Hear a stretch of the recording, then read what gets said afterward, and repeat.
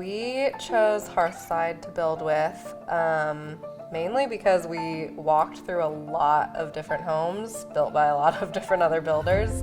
And I remember telling this to Will, like, the Hearthside homes that we walked through were the only homes that when we walked in the front door, we were like, wow, like, these are beautiful, like, just as they are. Like, I wouldn't change a thing. We weren't the only ones that built with them in this neighborhood. This whole neighborhood did the exact same thing. So I felt like there was some consistency and some reputation to it that preceded them. But I also liked that even though they're the only builder, like, you know, you go through some neighborhoods and it's like every single house looks the exact same. I remember telling Will when we drove through the neighborhood, you still are unique, you know? Like, oh my gosh, there's that exact same house across the street. You don't feel that way here.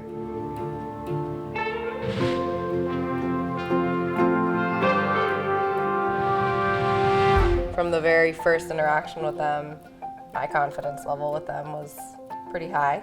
And then it kind of grew once we had the first meeting with them and they laid out everything in front of us. They said, here's what it's going to look like, here are timelines, here's builder trend, here's who you're going to meet with, here's how it's going to go. You know, you need to start scheduling these things, and then people to talk to. And I think one of the big things for me is that there was always somebody there. No matter what, there was always someone at Hearthside whose name and number I had that were responsible for whatever portion of the build that we were in. You pick out everything, which is awesome, but it's also like, oh my gosh, you pick out everything. But again, the people they set you up with to work, we were at SRS Design for I think 4 hours, which I remember going into that meeting thinking, like, a 4-hour meeting, that seems like a crazy long meeting. And then you realize everything you're picking out and you're like, okay, I feel like we should have more time for this. Like, for us doing it for the first time, there's a lot of trust that has to take place in the design team and every step, from the cabinets to the flooring to the colors to every step of the way.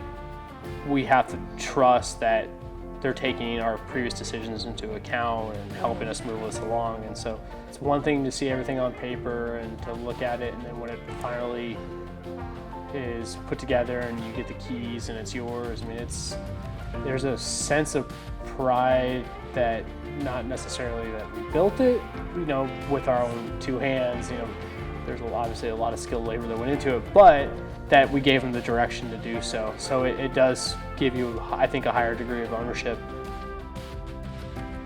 I can't tell you how many friends walk in and they were like, you know, with a new build, I was kind of expecting it to feel like a little cold, but she was like, it feels homey. Like, it just feels like you guys, you know, yeah. Which was cool to hear because it is us. We picked it. Yeah.